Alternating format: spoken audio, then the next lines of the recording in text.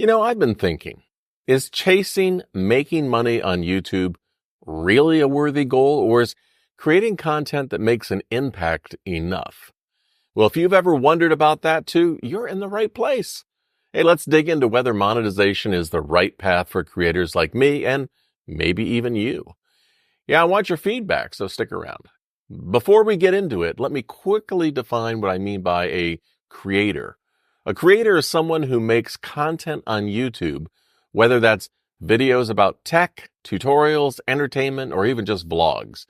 If you upload videos to share with an audience, you're a creator. Whether you're a YouTube creator or just curious about how creators make money, let's break it down. YouTube offers creators the opportunity to make money through ads, but is that the best path for everyone? Let's explore how it works and see if focusing on quality content could be the better reward. YouTube pays creators based on ad impressions using something called CPM, or cost per mille, where mille is Latin for 1,000. And hey, after 3 years of Latin in high school, I finally found a use for it. So CPM is how much you earn for every 1,000 ad views. But here's the thing, it's totally unpredictable. Your earnings fluctuate based on your niche, audience, and even the time of year. Plus, YouTube takes a 45% cut. Creators often wonder, is chasing monetization a worthy goal? Even if you're not a creator, you might wonder why so many YouTubers push for monetization. Is it just about the money, or is there something more driving us to keep making content? And what happens when the rules change? Nearly 63% of full-time YouTube creators experience burnout, which often causes them to reduce their output or stop entirely. And here's a shocking fact. Only 2.5% of YouTubers make enough money to hit the U.S. poverty line, meaning many creators don't see substantial financial rewards from their work. One time, someone told me they had an inside scoop on beating AdSense to make money because they knew someone who was sleeping with someone at Google. I mean, that's how ridiculous this whole thing can get. You gotta laugh, right? Otherwise, you'll drive yourself crazy trying to keep up with it all. And here's a little something to think about.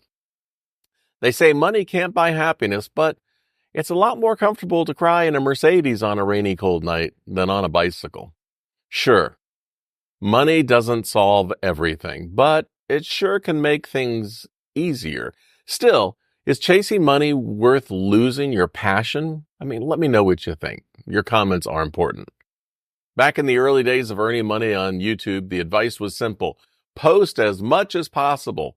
Quantity over quality, right? Well, the focus was on cranking out content and getting as many videos up as you could. But today, YouTube rewards longer watch times and engagement. Quality content trumps quantity every time. Have you noticed that shift in the content you watch or create? Hey, let's talk about SEO, or search engine optimization. It used to be all about gaming the system with the right keywords to get your content to the top of search results and drive traffic. But now it's all about viewer interaction. So even with the best keywords, that won't guarantee success. So here's the big question. Should creators focus on monetization, or are they setting themselves up for a frustrating, endless chase? YouTube's algorithms and policies are constantly changing, constantly. And what works today might not work tomorrow.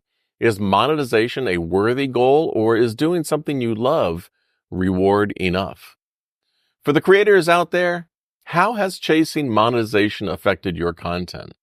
And for viewers, do you notice when a channel is focused on making money? Does it change how you feel about the content? Drop your thoughts in the comments. I'd love to hear from both sides.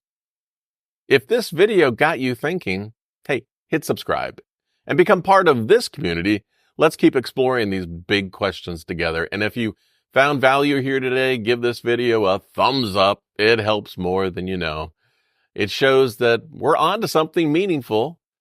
And here's why I'm going to stick around and make videos now that I'm retired.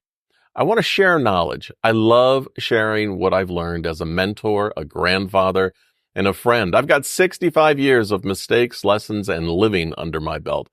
And some of that might be a little helpful to others. If sharing my journey can offer guidance or even a laugh, it's worth it to me. I'd like to build a community. It's about connecting with you, not just the numbers.